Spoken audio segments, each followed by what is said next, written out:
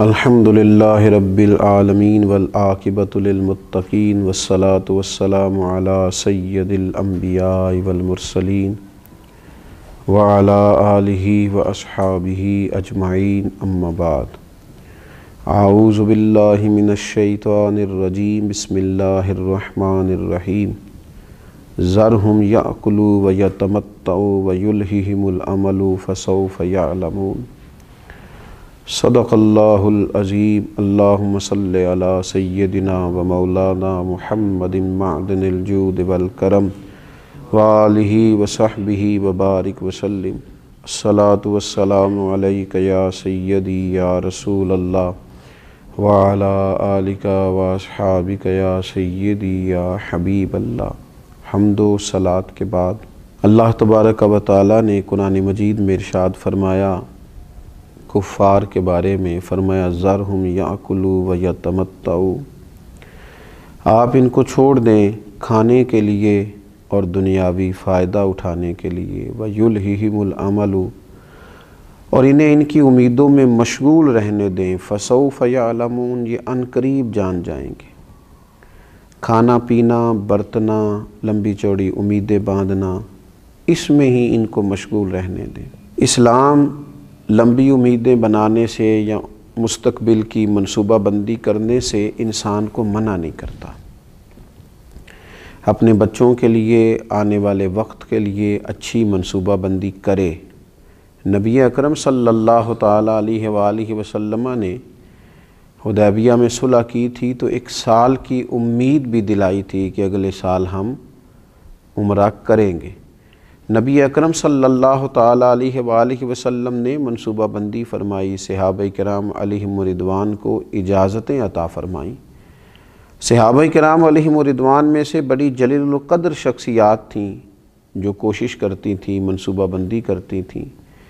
اور جن کو بظاہر دنیا کہا جاتا ہے اس کے لیے بھی جد و جہد ہوتی تھی، جیسا کہ حضرت عثمان غنی رضی اللہ تعالیٰ عنہ کاروبار کرتے تھے،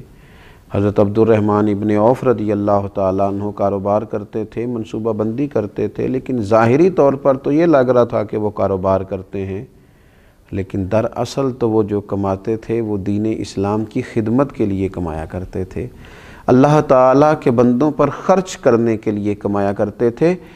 منع نہیں کیا جاتا دین کے اندر، اسلام منع نہیں کرتا کہ آپ اچھی منصوبہ بندی کریں، آپ مستقبل کے لیے اچھی پلاننگ کریں، آپ ادارے قائم کریں، آپ تعلیم کے میدان میں، صحت کے میدان میں، آپ لوگوں کے لیے بنیادی ضروریات فراہم کرنے کے لیے اچھی منصوبہ سازی کریں، آپ وہ سارے وسائل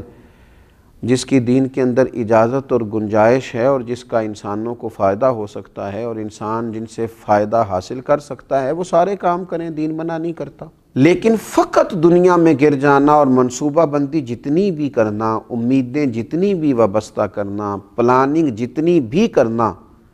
وہ فقط اپنی دنیا داری کے لیے کرنا، یہ ایک نفسیاتی مسئلہ ہے،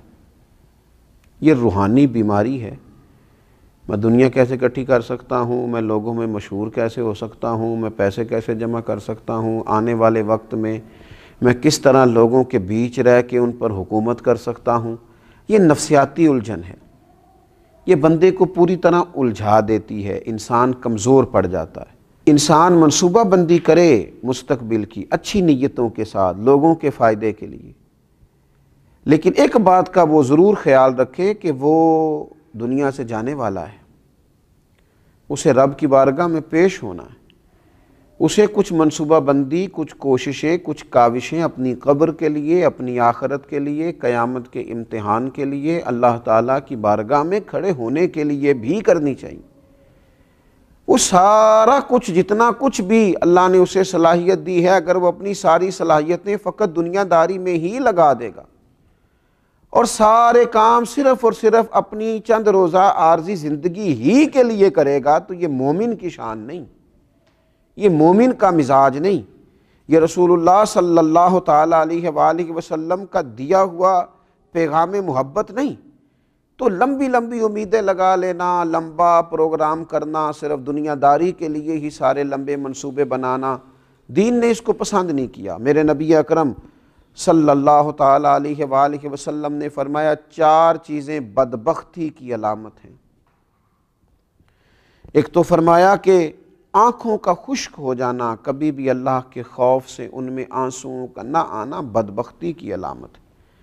دوسرا رسول اللہ صلی اللہ تعالیٰ علیہ وسلم نے فرمایا دل کا سخت ہو جانا یہ بدبختی کی علامت ہے،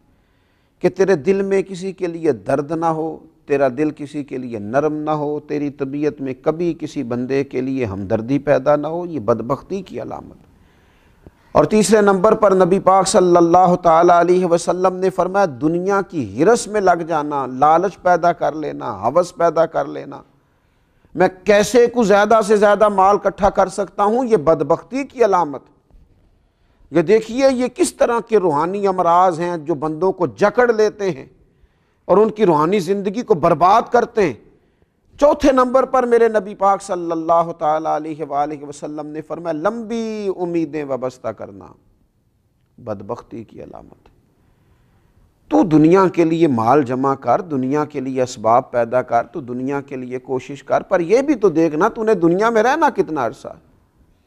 یہ بھی تو دیکھنا کتنے لوگ تھے جو چلے گئے، کتنے لوگ تھے جو اپنا وقت گزار گئے۔ تو اپنی زندگی کے اندر امیدوں کو اتنا لمبا کر لینا، دنیا کے لیے منصوبہ بندی اتنی لمبی کر لینا، میں پہلے پڑھوں گا، پھر میں لکھوں گا، پھر میں نوکری کروں گا، پھر میں مال کماؤں گا، یہ بات ختم ہوتی ہے تو پھر شادی کا سلسلہ ہے، شادی ہو گئی، اب بچے پیدا ہوں گے، اب ان کو میں بڑا کروں گا، اب ان کی تعلیم ہوگی، اب ان کے نکاح ہوں گے، اب یہ سیٹ ہوں گے، معاملہ ختم ہو گیا۔ اور بھئی یہ ساری منصوبہ بندی آپ کی ہے، اس کریم کی حکمت پتہ نہیں کیا ہے۔ کتنے لوگ تھے دنیا میں جو آئے، بچے تو تھے پر بڑے نہ ہو سکے، کئی جوان تو ہوئے پر بوڑھے نہ ہو سکے، کئی بڑے تو ہوئے نکاح تک نہ پہنچ سکے، کئیوں کے نکاح تو ہوئے لیکن اولاد تک نہ، کئیوں کی اولاد تو ہوئی لیکن ان کو پلتا نہ دیکھ سکے، ان کے بیاہ نہ دیکھ سکے، ان کے معاملات اپنی آنکھوں سے نہ دیکھ سکے۔ اچانک آ گئی موت، اللہ کے حضور حاضری کا وقت آ گیا اور جانا پڑا۔ تو امیدوں کو تھوڑا سا کم کیا جائے، اتنی لمبی امیدیں وابستہ کر لینا، اتنا لمبا مزاج پیدا کر لینا، یہ انسانی طبیعت کے تقاضوں کو بگاڑ دیتا ہے، یہ دل میں روحانی طور پر تکلیف برپا کرتا ہے۔ میرے نبی اکرم نور مجسم صلی اللہ تعالیٰ علیہ وآلہ وسلم نے ارشاد فرمایا، حضرت عبداللہ ابن عمر کہتے ہیں حضور نے میرے کندھوں کو پکڑ کے کہا تھا دنیا میں اس طرح رہنا جس طرح کوئی مسافر رہتا ہے یا راہگیر رہتا ہے، تم تھوڑے وقت کے لیے یہاں آئے ہو، اس وقت کا تعین کرنا، اپنے آپ کو مسافروں کی طرح اور راہگیروں کی طرح رکھنا اور اس طرح کر کے اپنے معاملات زندگی کو گزارنا۔ لیکن کہاں بھائی، لوگوں نے تو پکی جائیدادیں بنا لی ہیں، ڈھیر سارے لوگ ایسے ہیں جن کی زندگی میں سارے منصوبے ہیں، ریٹائر بھی ہونا ہے دنیا کے معاملات سے، لیکن مرنا ہے، قبر میں جانا ہے، اللہ کے حضور حاضر ہونا ہے، اس پر تو توجہ ہی کوئی نہیں، اس کا تو پروگرام ہی نہیں ہے، اس کے بارے میں تو غور و فکر ہی نہیں ہے، اس کے لیے تو منصوبہ بندی ہی نہیں ہے، اس کے لیے تو اعمال خیر جمع کرنے کا جذبہ ہی نہیں ہے۔ ام ولید بنت عمر بیان کرتی ہیں، ایک دن نا نبی اکرم صلی اللہ تعالیٰ علیہ وسلم تشریف لائے اور فرمایا اے لوگو کیا تم حیا نہیں کرتے؟ مسلمانوں نے کہا یا رسول اللہ صلی اللہ تعالیٰ علیہ وسلم کس چیز سے؟ تو آپ نے فرمایا تم ان چیزوں کو جمع کرتے ہو جن کو کھا نہیں سکتے، اور ارشاد فرمایا ان مکانوں کو بناتے ہو جن میں تم رہ نہیں سکتے، اور حضور علیہ الصلوۃ والسلام نے فرمایا ان چیزوں کی امید رکھتے ہو جن کو تم پا نہیں سکتے۔ کیا تم حیا نہیں کرتے؟ کیا تم غور نہیں کرتے؟ تم ایسی چیزوں کو بناتے ہو کہ تمہارا حصول ہی ممکن نہیں، تم وہاں تک جا ہی نہیں سکو گے۔ اپنی زندگی کے اندر کچھ امیدوں کو کم کیا جائے، کچھ تھوڑی سی تیاری بھی کی جائے، کچھ جانے کا بھی پروگرام بنایا جائے۔ اللہ کے رسول صلی اللہ تعالیٰ علیہ وآلہ وسلم نے جب حضرت عمر رضی اللہ تعالیٰ عنہ حضور کو دیکھ کے رو پڑے نا کہ موٹے بان کی چارپائی ہے اور پھر آپ کے مقدس جسم اکتہر پر اس کے نشان بھی پڑ گئے، تو حضور علیہ الصلوۃ والسلام نے فرمایا تو عمر ہم دنیا میں تھوڑی دیر کے لیے آئیں، کیا تم پسند نہیں کرتے کہ یہاں ہم تھوڑی تکلیف برداشت کریں اور آخرت کی ساری سعادتیں اللہ ہمیں ہی عطا فرمائے؟ تو تھوڑا سا اپنی دنیا داری کے معاملات میں امیدوں کو کم رکھنا، یہ ذرا روحانیت کو مضبوط کرتا ہے۔ انسان مضبوط ہو جاتا ہے ذہنی طور پر، فکری طور پر، اور تھوڑا سا نا ذہن کو آسودہ کر لیتا ہے اگر یہ ذہن بن جائے تو، ورنہ ساری عمر بڑھاپے تک مال کی ہرس ہوس اور پیسہ جمع کرنا اور جناب لمبی امیدیں وابستہ کرنا، اور میں یہ کر لوں اور مجھے یہ مل جائے اور یہ چیز بھی کبھی میری ہو جائے اور یہ چیز بھی کبھی میرے ہاتھ آ جائے، یہ پھر بڑھاپے تک چلتا ہے۔ رسول اللہ صلی اللہ تعالیٰ علیہ وسلم نے ارشاد فرمایا کہ بوڑھے آدمی کا دل دو چیزوں میں ہمیشہ جوان رہتا ہے۔ عمر بڑھاپے کو پہنچ گئی، بڑھاپا آ گیا، یہ صحیح بخاری میں موجود ہے، مسلم میں موجود ہے، بوڑھے کا دل بھی دو چیزوں میں توانا رہتا ہے، جوان رہتا ہے، شباب پہ رہتا ہے۔ حضور کون سی؟ فرمایا ایک دنیا کی محبت، ایک لمبی امیدیں۔ آپ دیکھ لیجئے کہ لوگ دوائیاں تو کھاتے رہتے ہیں، علاج تو کراتے رہتے ہیں، یہ نہیں سوچتے کہ یہ جانے کا بھی تو وقت ہے نا، پھل بھی تو پک گیا ہے نا، اب کسی وقت وہ بلا بھی تو لے گا نا، اس کے حضور حاضر بھی تو ہونا۔ اس کا یہ مطلب نہیں کہ علاج نہ کرایا جائے، ضرور کرایا جائے، لیکن جینے کی اتنی ہرس، اتنی ہوس نہ پیدا کی جائے، بلکہ اللہ کے بندے نے جانا ہے، اس کی بارگاہ میں حاضر ہونا ہے، تو لمبی امیدیں قائم کرنا نفسیاتی مسئلہ ہے۔ یہ لمبی امیدوں کا بنا لینا یہ روحانی طور پر کمزور کر دیتا ہے، بندے کے روحانی مسائل بن جاتے ہیں۔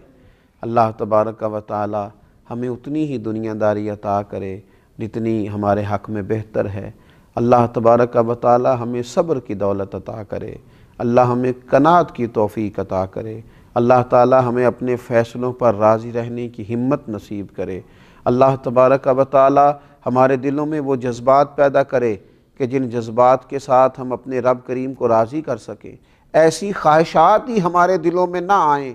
جو خواہشات دلوں کو توڑ دیں، طبیعتوں کو بے چین کر دیں،